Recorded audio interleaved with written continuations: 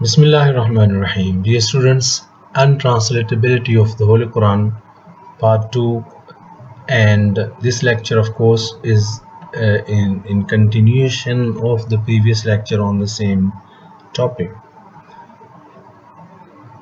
This today's lecture contains these 5 points: recap of the previous lecture, few more important points, Quranic particles with examples, Quranic style, and embeddedness of sound and sense, and in the end, conclusion.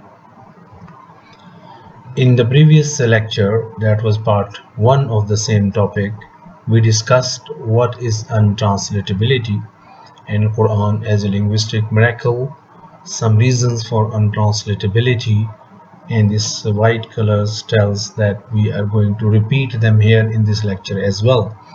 Then we analyzed examples of untranslatability with the following subcategories: form, word order, that is a nazm, the special syntactic structure, and semantico-syntactic interrelation.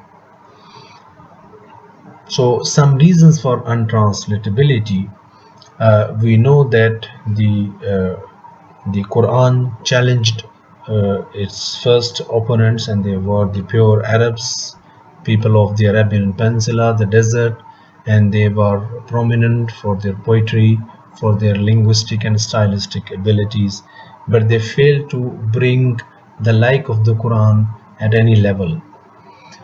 So if that was the case with the first opponents or the first audience at that time, I mean more than 14 centuries ago, so how come a bilingual biculture in the modern time can succeed in reproducing Quranic text in any target language? This with the consideration of the time factor. The Quran was revealed, the language and the style with, of course, is being word of God. The time and space in which the Quranic text was revealed. Now the time and space where the modern people are living and with all the other languages. So this makes the task almost impossible to translate this text, this, although it's internal text and it is for the whole humanity, but the text is constructed in such a way that it contains layers of meanings, and it cannot be translated into any other language.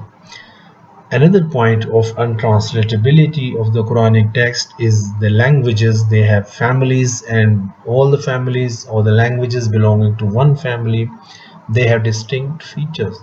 So we can take here the example of Semitic languages, one family, big family, and a European languages, another big family of the languages. So the features of these two families of the languages are such that they cannot be translated from one language into another. So these features are reflected in their phonetics, in their sound system, in their lexical etymology, in their words, in their structure, and so on, so forth. And of course we are talking here about the English translations of the Quran, whereas the English belongs to the Indo-European languages, and Arabic is one of the biggest language of Semitic languages. Insurmountable linguistic and rhetorical intricate problems for translators in Quranic text. And what are the reasons for this intricacy or this complex structure of the Quranic text? I think I have mentioned earlier, so let me repeat all these, that the arrangement of the word and construction of the word, and all these make the Quranic discourse something containing very deep meaning, which is the task of translating these meanings into another language is a task which is very much unsurmountable. So that's why we see the Quran translators, they express their opinion. Turner, for example, whose translation was published in 1997, thought to stop trying translation because he found himself struggling with the Quranic text and finding himself unable to translate, so thought to stop trying the translation of the Holy Quran. Irving, another translator whose translation was published in 1985, is not a complete, it's a partial translation of Holy Quran. So he says that Quran is a living text. So each time one returns, of course he's talking about himself as a translator. So translator returns to the Arabic, finds new or fresh meaning by that the previous translation stands obsolete in front of the translator, the same translator, because the Quranic text is a living text, and it discovers its meaning every time, new meanings every time. And then another reason for untranslatability is the multiple semantic layers contained in Quranic text. Cadence is another feature of the Quranic language. Cadence is used for euphony, the music sound, symphony, rhythmical flow of the discourse, etc., etc. So these features are essential part of the Quranic text. So importance of the above features in conveying the meaning. So it's very important that all these features they play their role in communicating the meaning.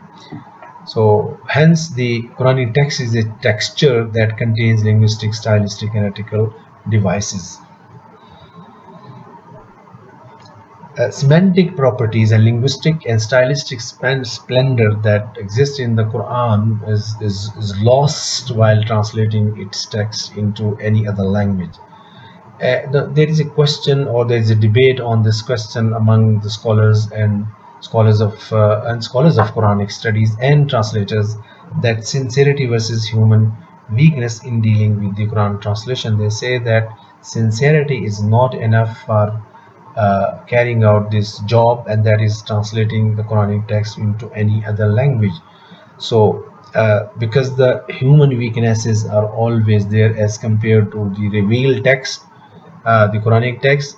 So how to overcome this human weaknesses part here? So proposed solutions, we have two solutions here, that the collective efforts for translating the Holy Quran into any other target language should be done. Collective effort, I mean, not a single individual translator, I mean a combination of a teamwork should be there for completing this work. Then the translation incorporated with the exegesis. This I think we have said earlier in the previous lecture. Somewhere is repeated here, that the translation should incorporate the information provided by the exegesis, and in this way we can overcome the human weakness in translating the Quranic text into any other language. Okay, now let's take this subcategory, which is Quranic particles. There are many particles in Arabic language, and some of or most of them are used in the Quran. The examples are here: iza, in, lam, summa, fa, hatta. Different. They can be grouped in different categories. We are not going to discuss the the Arabic particles in general, but we are going to take these points, that these particles are used for communicative purposes in the Quranic text. That's very important point. We should keep this point in our mind, and then of course see further point, that is the iza and in. They both are semantically oriented particles used in Quran. So iza, basic meaning is when, but it is used for the actions that are repeated frequently and for a variety of reasons, as explained by one of the famous mufassir and scholar of Quranic studies, As-Suyuti. Again, we see that As-Suyuti is explaining in, which is translated with when and if sometime, and it indicates to the actions that are not taken, that do not take place frequently. So on one side is a, for the frequency level is much, and in is frequency of action is very low. So with this explanation of iza and in and these Quranic particles, we can see this example. One because iza and in both are used in one Quranic verse. Iza qumtum ila salati faghsilu wujuhakum wa in kuntum junuban fattahharu. That the middle part of the verse has been skipped for the reason that we can focus on these example iza and in. So let's see first the translation of this verse by Abdullah Yusuf Ali. When you prepare for prayer, wash, faghsilu. So if you are in a state of ceremonial impurity, bath your whole body. So we see that the word iza has been translated with when, and in has been translated with if. But as we have indicated earlier, iza is used for the frequency of the action. But here, what is the action? Is the ablution, wuzu, which is done at least 5 times a day. And then in is ceremonial impurity doesn't happen frequently. So see the usage of iza for an action, for a deed which is very frequent daily, and in is used for an action which is not frequently observed or done. So we see that these detailed meanings or deep meanings of ida and in, or of course the comparative semantic properties, they are not reflected in English translation specifically and in translation generally. Another example where iza and in are combined and with almost the same semantic properties but the different implications. So فإذا جاءتهم الحسنة قالوا لنا هذه وإن تصبهم سيئة يطيروا. First see the translation, but when good items came, they said, "This is due to us." When gripped by calamity, they ascribed it to evil omens. So see, this iza is associated with the word al-hasana, which means good things, positive happenings, good times, and of course good things, positive happenings are bestowed upon the human very frequently from God the Almighty. So the association of Iza with Al Hasana with this meaning indicates that the good things and good times and positive happening are abundant. It happens frequently.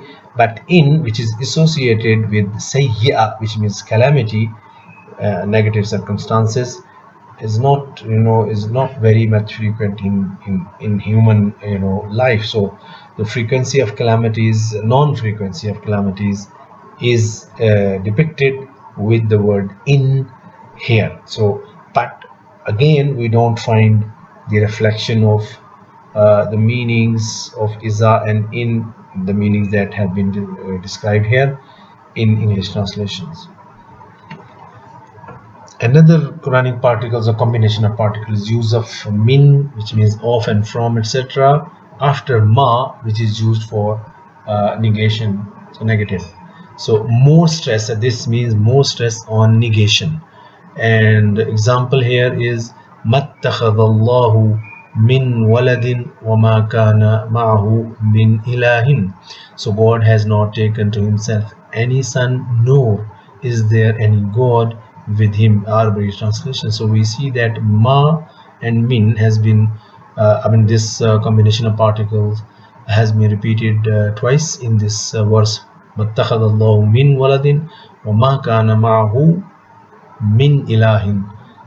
But the translation, actually, God has not taken to himself any son, nor is there any God with him.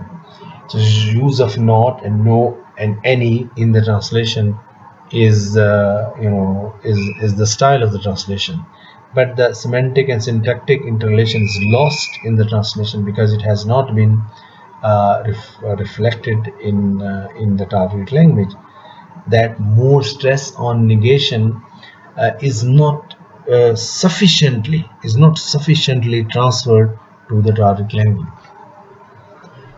Now we come to another point with examples here. Quranic style. First, the style is an inseparable part of the message that is to be communicated in of course through Quranic text. So style indicates the intentions of the text producer. The here in our case, the text producer is the creator, the God, the Allah subhanahu wa ta'ala. So style is another victim of Quran's translation. So style could not been, cannot be, and has not been transferred to the target language in the English language. Here we are discussing about the English translations.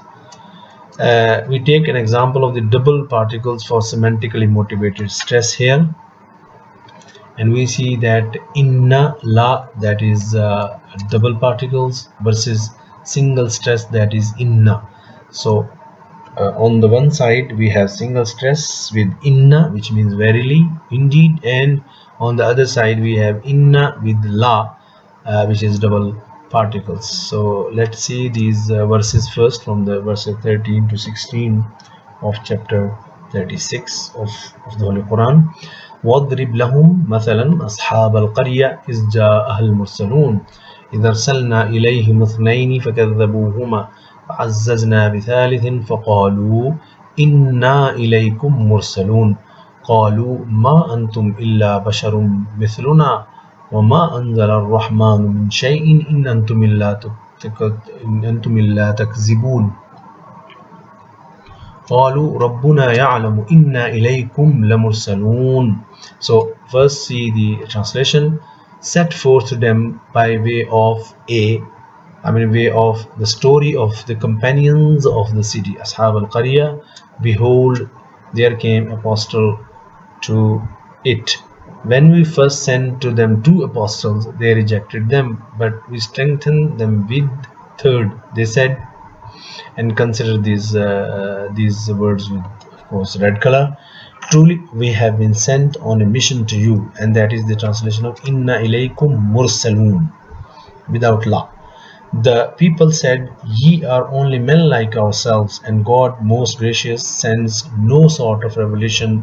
Ye do nothing but lie. They said, Our Lord doth know that we have been sent on a mission to you, and this is the translation of Inna ilaykum lamursalun, that is the double particle. So let's see here in a separate way, that is the single stress is inna and inna ilaykum mursalun, and we have seen the translate how it has been translated into English. And then inna la, that is double stress particles, inna ilaykum la mursalun, and here we see that the double stress is giving extra meaning. So remark here is that these meanings have, this stylistic meaning have not been transferred into English translation. So we are still with the same verses 13 to 15. Here we see that apostle was rejected and accused of lying. Ye do nothing but lie. So double article stress with inna la is used for counter argument. So this style equals this inna with la style is equal, saying the same thing three times, as one of the most prominent scholars of Quranic studies, Al-Jurjani, has explained. So if this combination, if the combination of these two stylistic features, inna and la, is used in the Quranic text, that means saying the same statement three times. So impossibility of translating these semantic or stylistic properties in other languages. Another example of this inna and la, single stress and the double stress. So single stress particle is inna sa'ata atiyatun akadu ukhfiha. Iqtal says, or his translation is, lo, the hour is surely coming, but I will to keep it hidden. And then we have almost the same meaning or the same thing in another Quranic verse, but with this style, inna plus la, that is a double stress particle, inna sa'ata la atiyatun la rayba fiha. So Piqtal says, lo, the hour is surely coming and there is no doubt thereof. So mind the translation in both the verses, where with the single stress inna he has used the word surely, and with the double stress or double stress particles inna and la, he has again used the word surely only. So inna sa'ata atiyatun without the single stress actually is for the proponents, for the believers, and in this case, or in the case of this verse, inna sa'ata atiyatun akadu ukhfiha, it is addressee is Moses, Musa alayhi salam. Whereas in Nasata La'atiyatun, and this style is used for the opponents, the disbelievers, again, saying the same statement three times.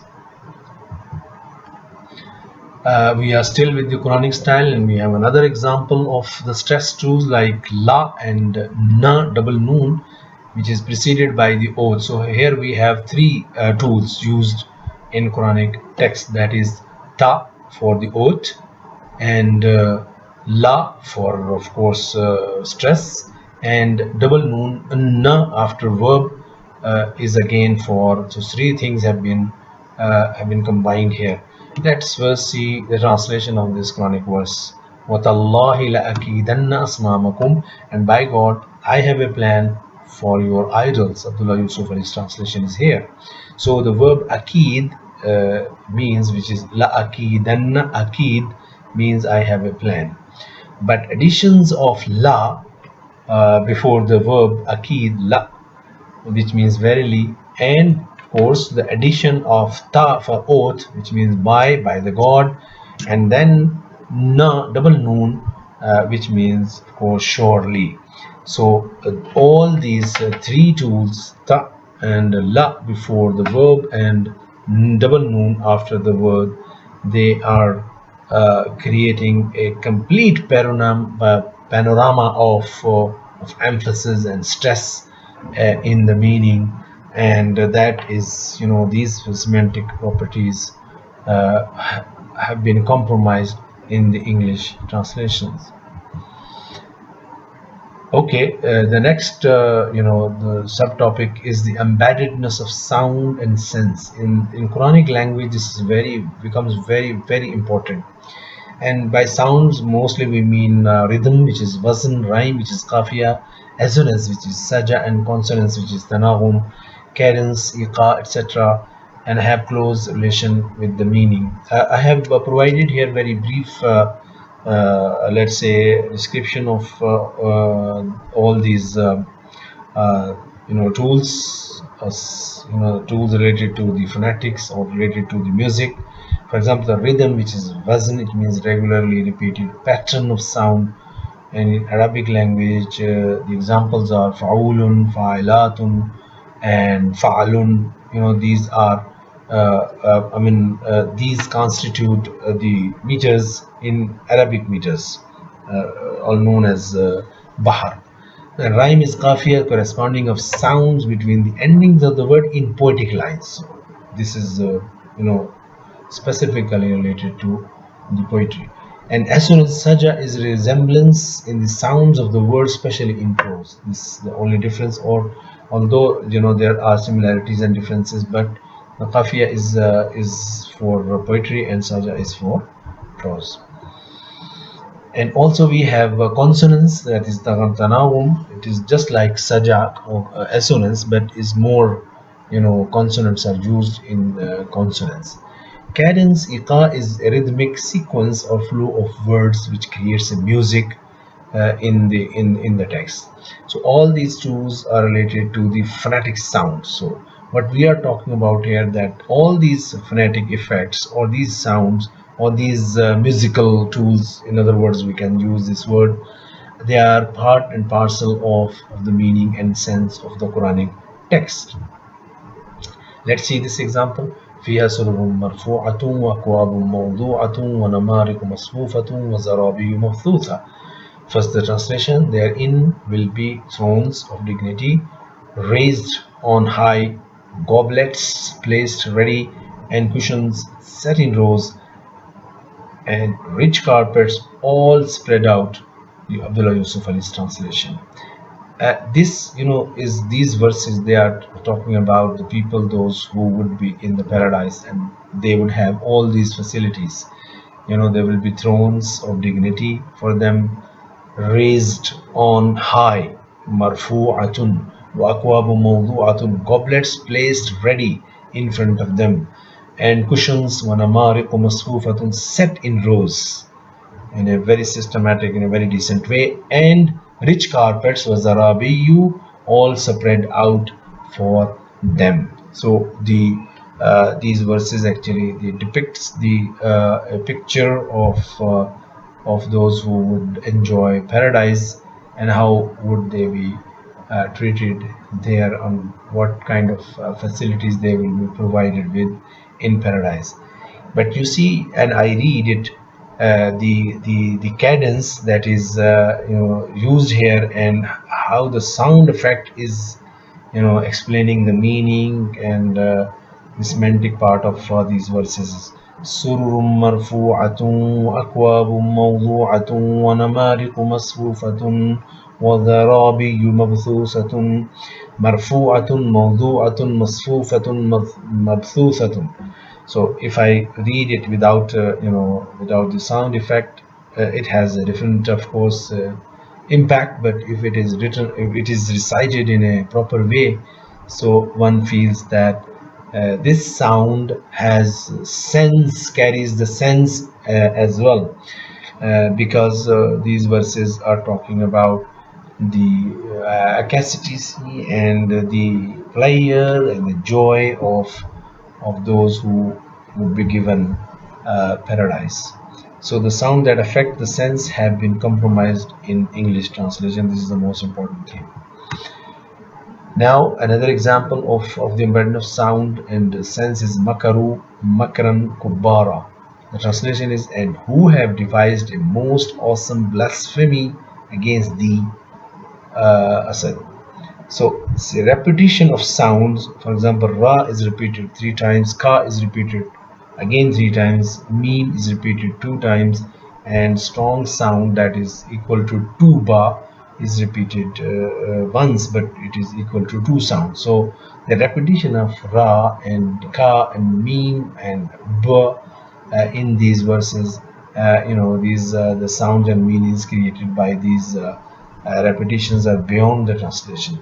وَمَكَرُوا مَكْرًا كُبَّارًا, because these repetitions of these sounds and these letters, they play a vital role in communicating the meaning in an effective way. Nasalization is another part of the Quranic features or the Quranic recitation, but this nasalization has also a very important role in communicating the meaning. Let's take this example.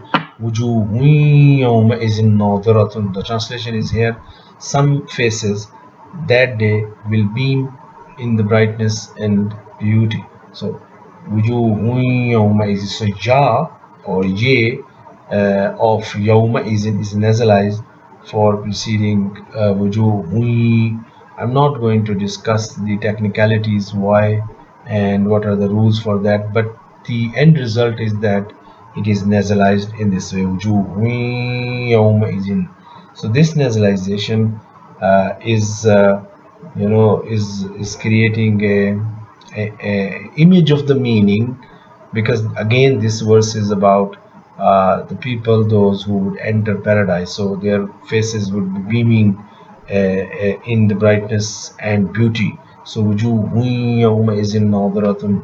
So wujuhun, so you feel that in this sound, this recitation or this pronunciation, that this yawma'izin, create a kind of